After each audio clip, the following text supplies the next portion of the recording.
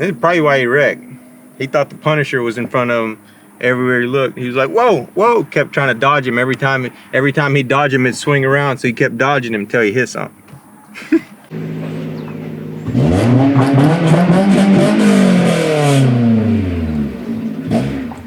See? See what we have to deal with? Hey, that's a Honda. That. See what we gotta do with? Dude,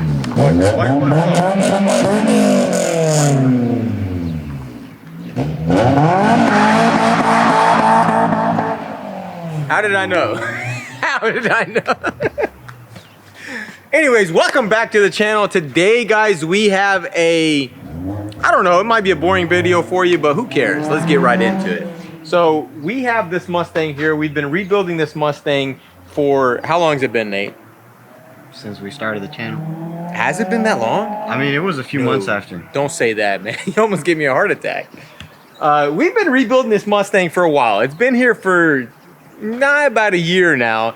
And as you guys know, for those of you that are OGs here, you know what this Mustang looked like. For those of you that are new here, we will throw up a little montage here right now.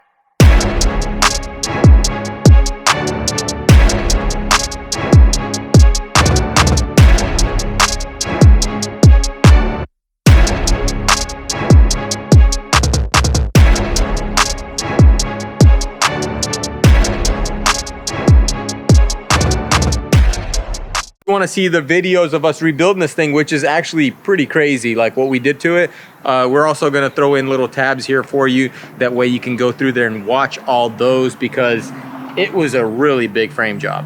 But so far, what we have going on here, we have a bunch of little minor things to do. We need to install the SRS module and what, polish it, Detail the interior, really. Detail the interior, polish it up, and install the rear wing, which the rear wing, we actually have a change of plans. We painted the one that was on there, and then I called up Mike and I was like, Mike, there's some weird looking bubbles in the paint. We gotta repaint it. And he was like, you know what? I kind of want the GT500 wing.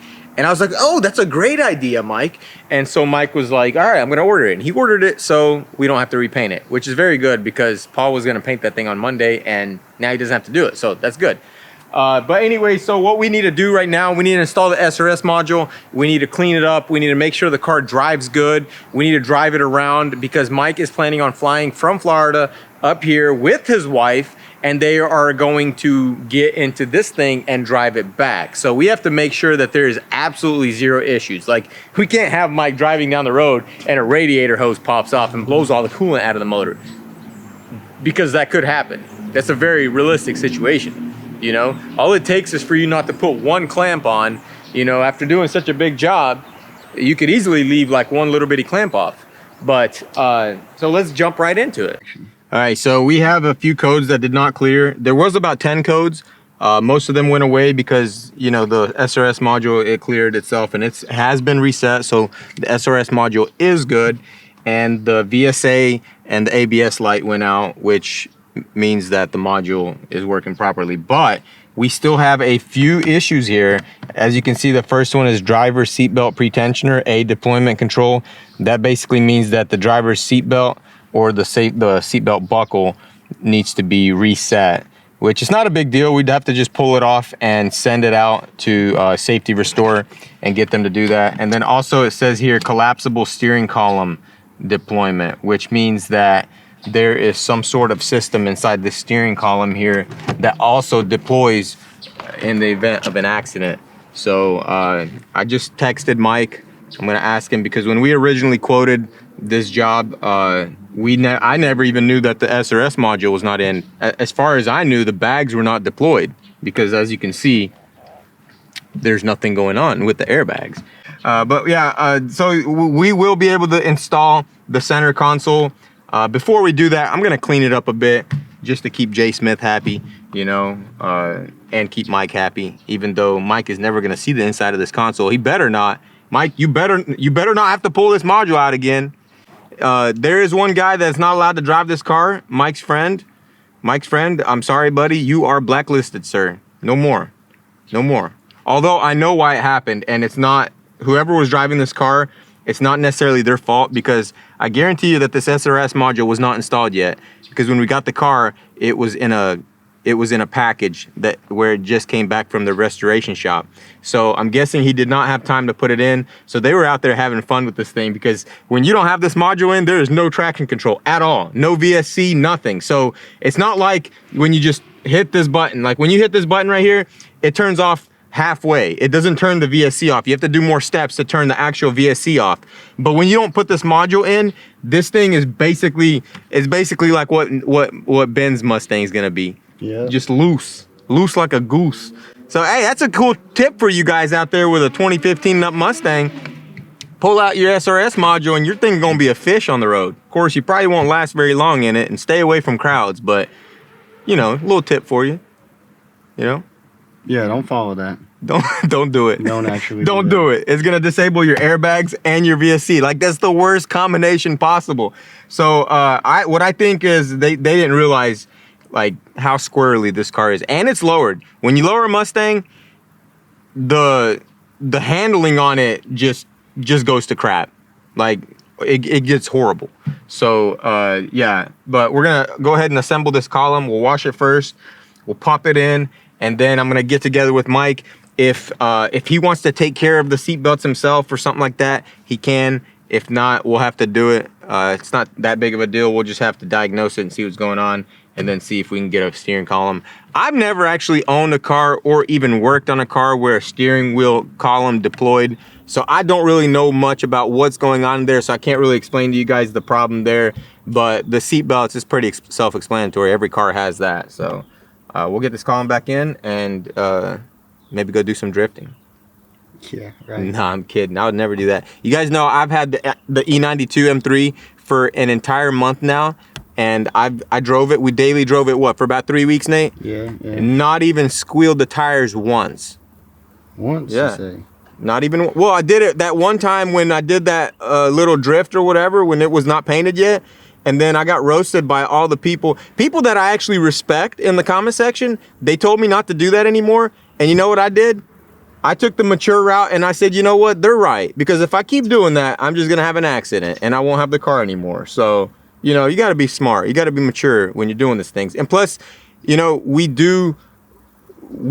a lot of kids do see our videos, and we don't want to promote that kind of lifestyle. You know, we don't want to be out there wrecking cars, messing cars up, doing burnouts in cars, breaking them. That's not our style. We rebuild cars. That's what we do. And we're going to stick to that because it is fun, though.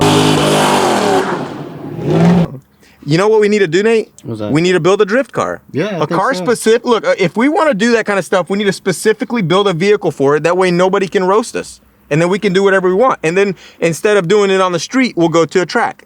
Right. I think that's a really good idea. Let's What do do it. you guys think?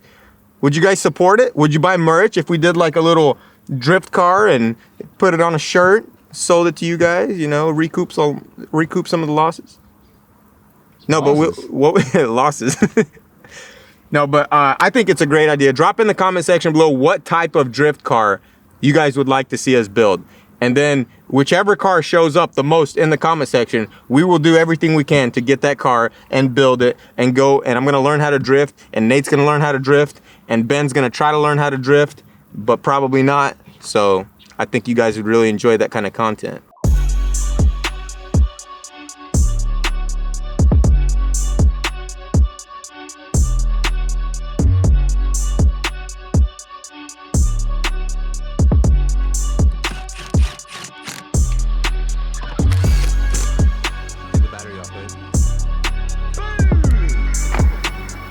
Forgetting something, but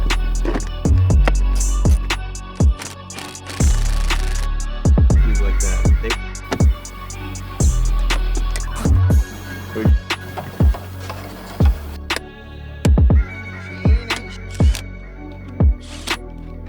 Look, this will probably even stay in like that.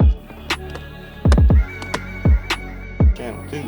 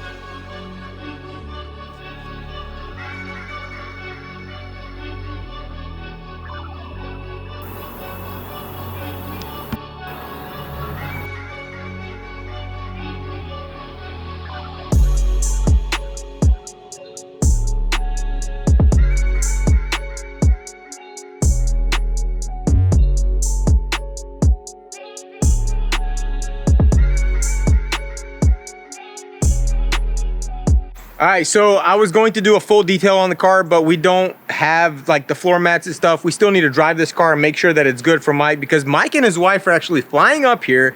That way they can fly, drive the, I almost said fly the car back. They're gonna drive the car back. And so me and Nate, we're going to make sure that the Mustang is functioning properly. We're gonna daily it every day for like maybe what, 2-3 weeks. We'll probably tell Mike, hey Mike, it's not ready. It's not ready, Mike. What can I say?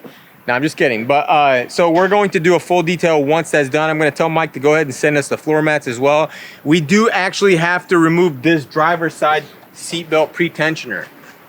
So Mike told me that he had my airbags redo the seatbelt. And look at this. Look at this. Nate, look down in there. You see that right there, that scrunchiness? You know what that means? What does that mean? That means that they didn't do it. They only did the seatbelt part of it. What's going on, my airbags?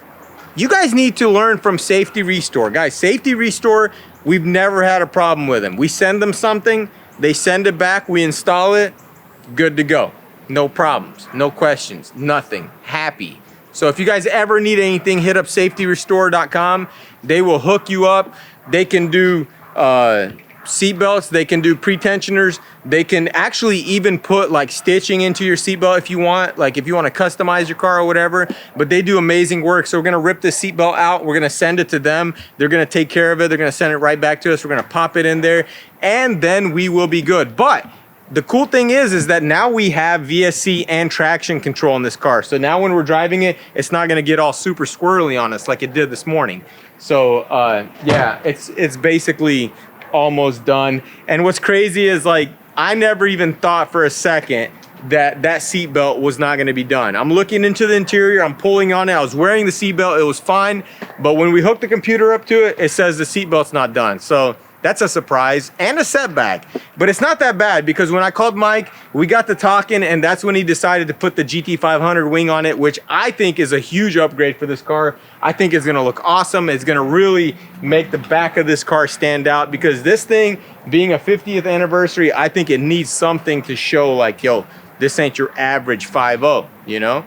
And we actually need to put the badges on the fenders, but Mike didn't send them to me. What happened, Mike? Did you not, you couldn't pay the postage? What's going on, bro? Nah, I'm just kidding. Mike just forgot. But I think he can put those on himself, if anything. But I'm gonna hit him up today and see if he can go ahead and send those out, because we still have to wait on the GT500 spoiler. So if the badges come in, we can get those popped on, and you know, we'll do one final video with Mike.